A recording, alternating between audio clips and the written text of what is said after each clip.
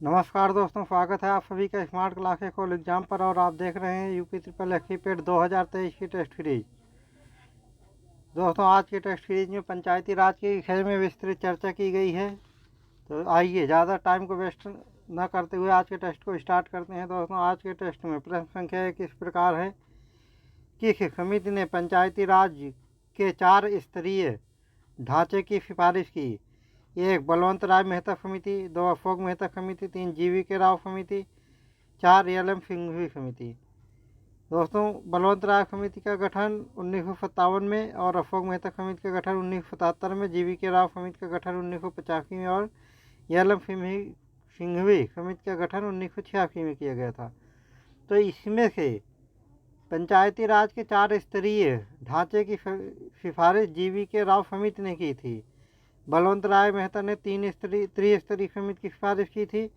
अशोक मेहता ने द्विस्तरीय समिति की सिफारिश की थी ढांचे की, और GV राव ने 4 स्तरीय ढांचे की सिफारिश की थी।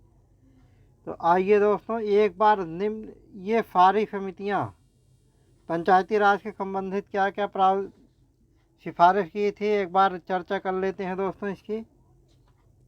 सबसे पहले है बलवंत राय मेहता समिति। इसका गठन 1957 में हुआ था दोस्तों। बलवंत राय समिति, एक सेकंड दोस्तों, बलवंत राय समिति सामुदायिक विकास कार्यक्रम 1952 और राष्ट्रीय विस्तार सेवा यानी कि नेशनल एक्सटेंशन सर्विस 1953 की कार्य प्रणाली की जांच करने और इन कार्य प्रणाली में सुधार लाने संबंधी उपाय के लिए जनवरी 1957 में भारत ने बलवंत राय मेहता की अध्यक्षता में एक समिति नियुक्त की। सामुदायिक विकास कार्यक्रम 19 इस समिति ने अपनी रिपोर्ट 1957 में प्रस्तुत की, जिसमें जनतांत्रिक विकेंद्रीकरण योजना स्थापित की सिफारिश की गई थी। इसे बाद में पंचायती राज कहा जाने लगा। समिति द्वारा यानी कि बलवंत राय समिति द्वारा निम्नलिखित सिफारिशें की गई थी दोस्तों, वो इस प्रकार है। 1 3 स्तरीय पंचायती राज प्रणाली की स्थापना, अर्थात ग्राम स्तर पर ग्राम पंचायत, ब्लॉक स्तर पर पंचायत समिति और जिला स्तर पर जिला परिषद। इन तीनों स्तरों को एक दूसरे के साथ जोड़े रखने के लिए अप्रत्यक्ष चुनावों के माध्यम से बनाया जाना चाहिए। दूसरी सिफारिश थी दोस्तों बलवंत राय मेहता समिति की, ग्राम पंचायत का गठन प्रत्यक्ष रूप से चुने गए प्रतिनिधियों को शामिल करके किया जाना चाहिए, जबकि पंचायती राज और जिला परिषद का गठन अप्रत्यक्ष रूप से चुने गए प्रतिनिधियों को शामिल करके किया जाना चाहिए। तीसरी सिफारिश थी दोस्तों, इन निकायों को नियोजन और विकास से जुड़े सभी कार्य सौंपे जाने चाहिए। चौथी सिफारिश थी पंचायत समिति के कार्यकारी निकाय तथा जिला परिषद के परामर्शी समन्वयक और पर्यवेक्षी निकाय बनाया जाना चाहिए। पांचवी सिफारिश थी दोस्तों, जिलाधीश को जिला परिषद का अध्यक्ष बनाया जाना चाहिए। छठी सिफारिश थी, इन जनतांत्रिक निकायों को आवश्यक शक्तियों और जिम्मेदारी सौंपी जानी चाहिए, यानी कि इन जनतांत्रिक निकायों को आवश्यक शक्तियाँ और जिम्मेदारी सौंपी जानी चाहिए। सातवां है दोस्तों, इनके कार्यों और जिम्मेदारियों के निर्वहन के लिए इन निकायों को पर्याप्त संसाधन उपलब्ध कराया जाना चाहिए। आठवां सिफारिश है दोस्तों, इन्हें भविष्य में अधिकार दिए जाने के उपाय भी किए जाने चाहिए। समिति की ये सिफारिशें राष्ट्रीय विकास परिषद द्वारा जनवरी 1958 में स्वीकार कर ली गई थी। परिषद ने एक अकेले अनन्य पैटर्न पर अड़े रहने के बजाय पैटर्न का निर्धारण स्थानीय परिस्थितियों के अनुसार करने का कार्य राज्यों पर छोड़ दिया, किंतु यह भी स्पष्ट कर दिया कि मूल सिद्धांत और व्यापक आधार पूरे देश में एक समान रहेंगे। सर्वप्रथम पंचायती राज प्रणाली राजस्थान राज्य में कायम हुई। तत्कालीन प्रधानमंत्री जवाहरलाल नेहरू ने 2 सितंबर 19 पंडित जवाहरलाल नेहरू ने 2 अक्टूबर 1959 को नागौर जिले में इसका उद्घाटन किया। इसके बाद 11 अक्टूबर यानी कि 9 दिन बाद ही 11 अक्टूबर 1959 को आंध्र प्रदेश में यह प्रणाली अपनाई गई। बाद में अधिकांश राज्यों ने इस प्रणाली को अपना लिया। यद्यपि अधिकांश राज्यों ने पंचायती राज प्रणाली को वर्ष 1960 के मध्य तक अपना लिया था, किंतु भिन्न भिन्न राज्यों में स्तरों की संख्या समिति और परिषद की परस्पर स्थिति, उनके कार्यकाल, संरचना, कार्य तथा वित्तीय प्रबंधन आदि की दृष्टि से समानता नहीं थी। उदाहरण, राजस्थान में 3 स्तरीय प्रणाली अपनाई गई तो दूसरी ओर तमिलनाडु में 2 स्तरीय और पश्चिम बंगाल में ने 4 स्तरीय प्रणाली स्वीकार की। इसके अतिरिक्त राजस्थान आंध्र प्रदेश पैटर्न में पंचायत समिति शक्तिशाली थी क्योंकि ब्लॉक ही नियोजन और विकास कार्य से जुड़ी इकाई थी। महाराष्ट्र गुजरात पैटर्न में जिला परिषद शक्तिशाली थी क्योंकि नियोजन और विकास कार्य से जुड़ी इकाई जिला ही था। कुछ राज्यों ने छोटे छोटे दीवानी और आपराधिक मामलों को निपटान के लिए न्याय पंचायत भी गठित की। दोस्तों, बलवंत राय समिति से संबंधित हमने सारी बातों को चर्चा कर लिया है। अशोक मेहता समिति, इसका गठन 1977 में हुआ था, दिसंबर 1977 में। आइए एक बार इसके बारे में और इसने जो प्रमुख सिफारिशें की थी उसके बारे में एक विस्तृत व्याख्या कर लेते हैं। दोस्तों, जनता पार्टी की सरकार ने दिसंबर 1977 में पंचायती राज संस्थाओं के संबंध में अशोक मेहता की अध्यक्षता में एक समिति नियुक्त की।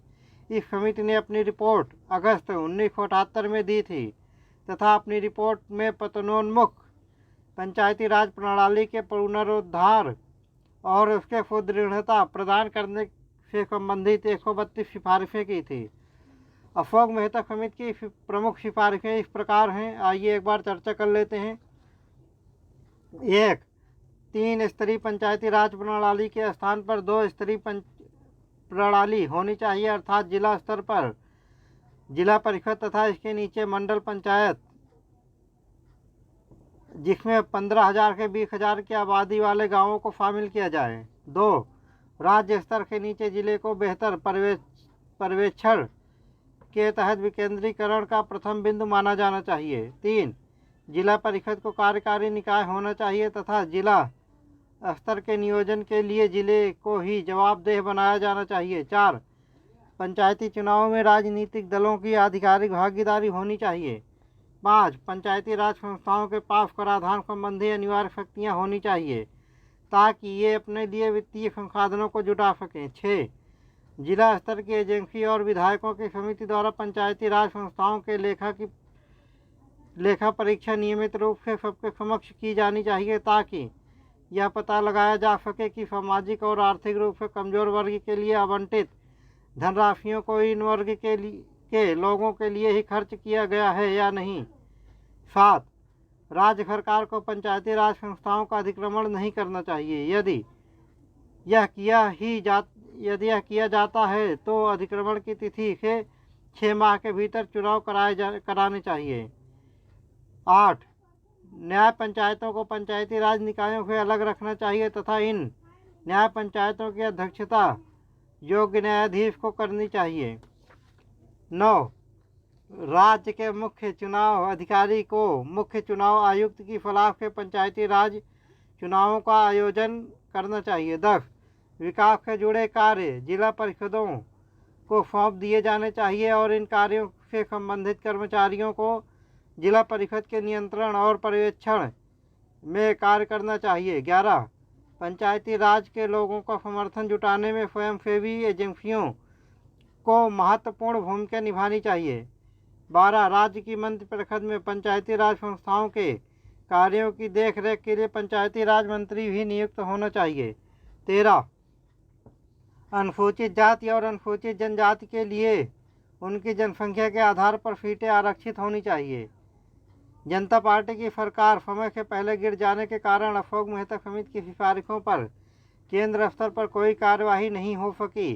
फिर भी अशोक मेहता समिति की सिफारिशों के आलोक में कर्नाटक, पश्चिम बंगाल और आंध्र प्रदेश 3 राज्यों में पंचायती राज प्रणाली को पुनर्जीवित करने के प्रयास किए थे। तो दोस्तों, तीसरा जो कि कोई प्रश्न में ही पूछा गया है, GV राव समिति, इसका गठन 1985 में किया गया था। आइए इसके बारे में एक बार विस्तार से चर्चा कर लेते हैं। दोस्तों, योजना आयोग ने 1985 में ग्रामीण विकास और निर्धनता उन्मूलन कार्यक्रम के लिए प्रशासनिक प्रबंध विषय पर GV.K. राव की अध्यक्षता में एक समिति गठित की। समिति का मानना था कि विकास धीरे धीरे प्रक्रिया का नौकरशाहीकरण है, जिससे पंचायती राज प्रणाली के विकास में बाधा पड़ी है। प्रजातांत्रिकीकरण की बजाय विकासात्मक प्रशासन पर नौकरशाही की छाप पड़ने से पंचायती राज संस्थाएं कमज़ोर हुई हैं तथा इनकी स्थिति बिना जड़ की घास की हो गई है। पंचायती राज प्रणाली को सुदृढ़ता प्रदान करने की दृष्टि से इस समिति ने निम्नलिखित सिफारिशें की थीं।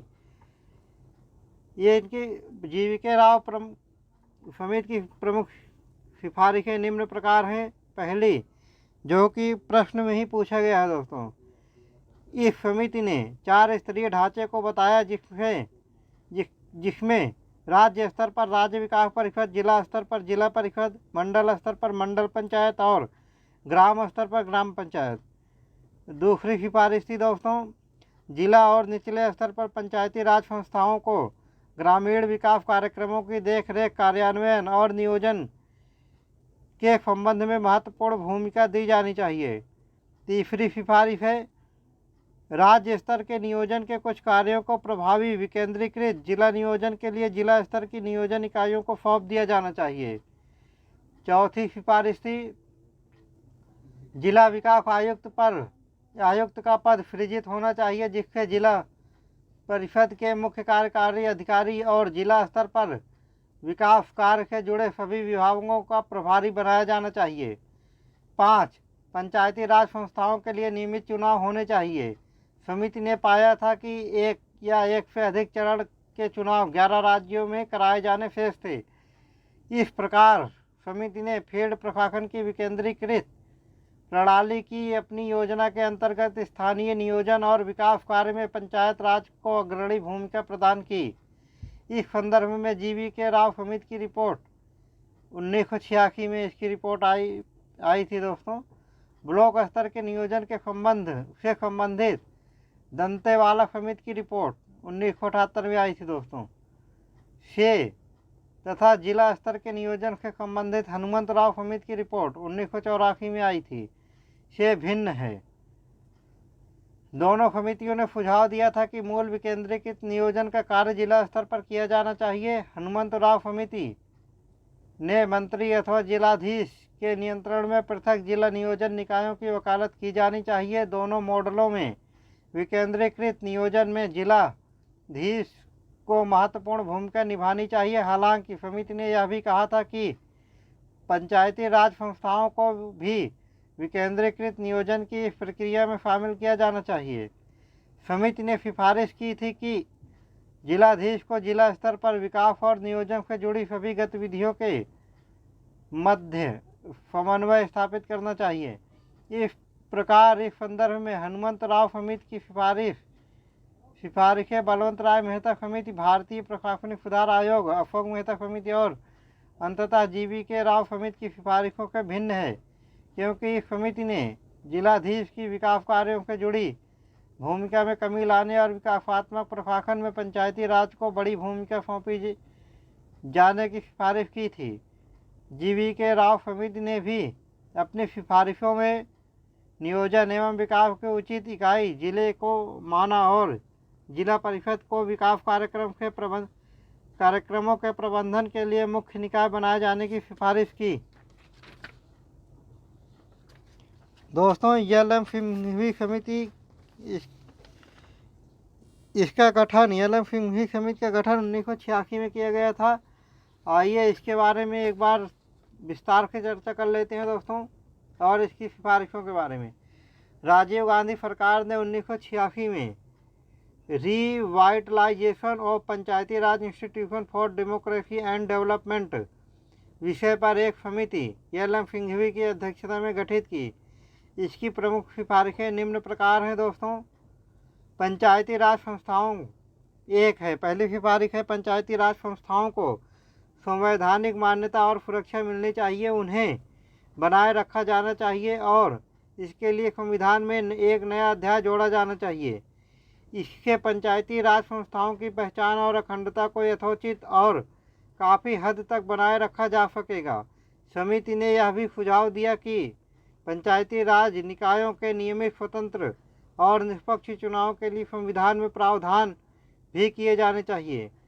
दूसरी सिफारिश थी दोस्तों, कई ग्राम समूहों के लिए न्याय पंचायतें स्थापित की जानी चाहिए। तीसरी सिफारिश थी, ग्राम पंचायतों को अधिक व्यवहार्य बनाने के लिए गांवों को पुनर्गठित किया जाना चाहिए। समिति ने ग्राम सभा के महत्व पर भी बल दिया तथा इसे प्रत्यक्ष जनतंत्र का प्रतीक बताया था। 4. ग्राम पंचायतों के पास अधिक वित्तीय संसाधन होने चाहिए। 5. सिफारिश थी दोस्तों एलएम सिंघवी समिति की, पंचायती राज संस्थाओं के चुनावों उन्हें भंग करने और उनकी कार्यप्रणाली से जुड़े विवादों के न्यायिक समाधान के लिए प्रत्येक राज्य में न्यायिक अधिकरणों की स्थापना की जानी चाहिए। दोस्तों अगली समिति है थुंगन समिति।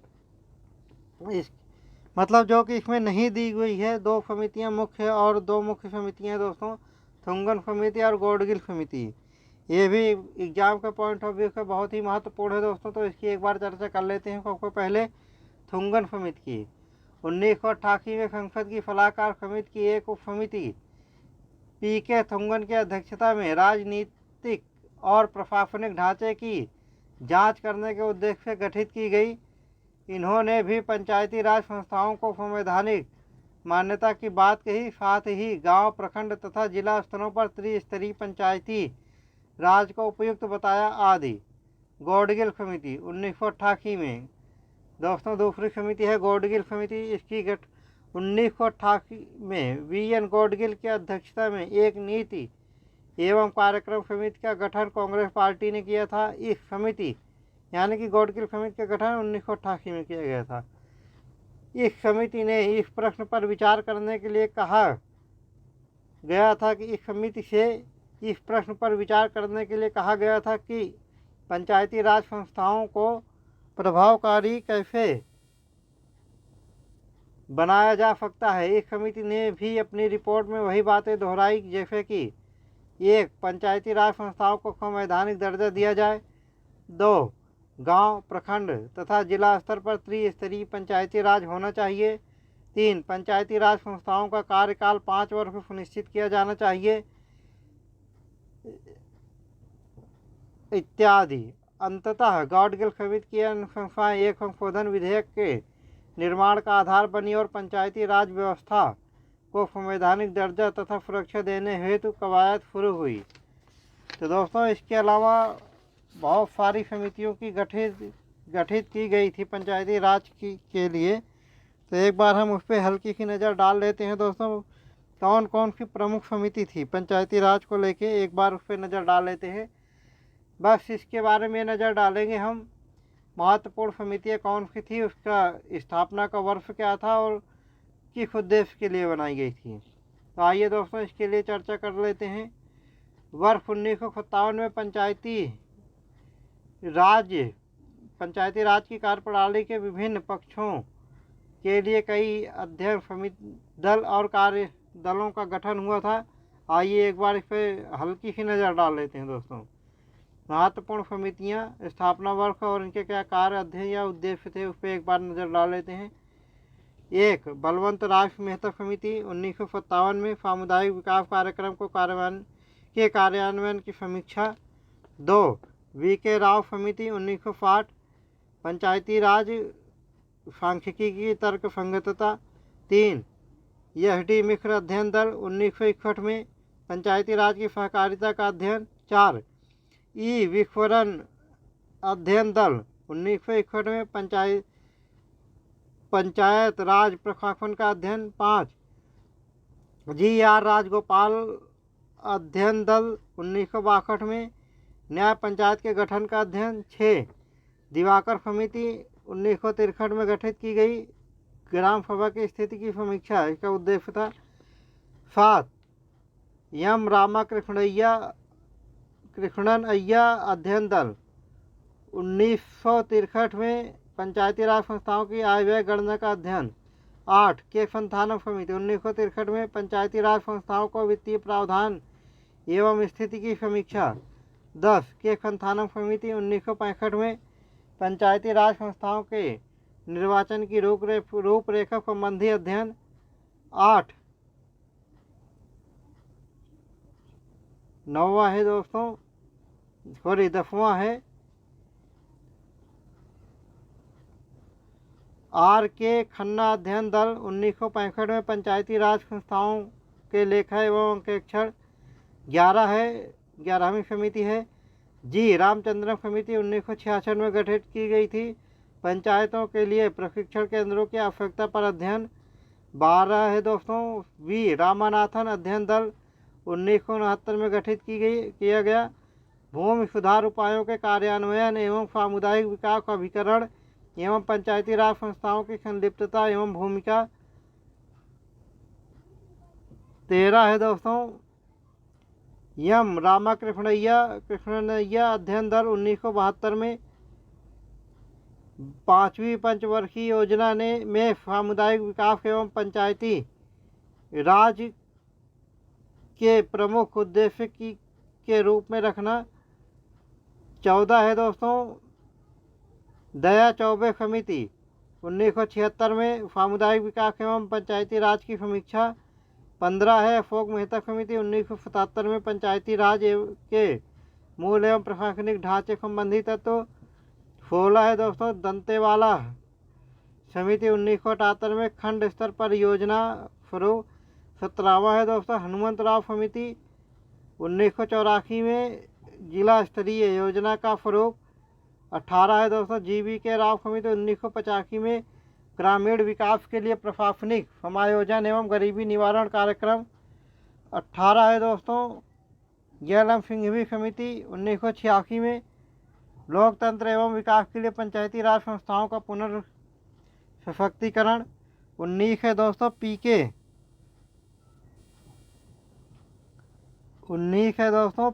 PK थुंगन समिति 1988 में स्थानीय निकायों की संवैधानिक मान्यता की अनुशंसा। 20वां है दोस्तों गौडगिल समिति 1988। 21वां 64वां संविधान संशोधन विधेयक 1989। 22वां BP सरकार व नरसिंह राव सरकार 1991। तो दोस्तों आज के टेस्ट में एक ही प्रश्न था जिसकी हमने बहुत ही विस्तार में चर्चा किया, और अगर आप लोगों को ये चैनल और इसकी वीडियो एग्ज़ाम के पॉइंट ऑफ व्यू से बहुत कारगर सिद्ध हो रही हैं तो दोस्तों प्लीज़ हमारे चैनल को लाइक सब्सक्राइब और शेयर ज़रूर करें। कल फिर मिलते हैं दोस्तों अगले टेस्ट में, तब तक के लिए जय हिंद।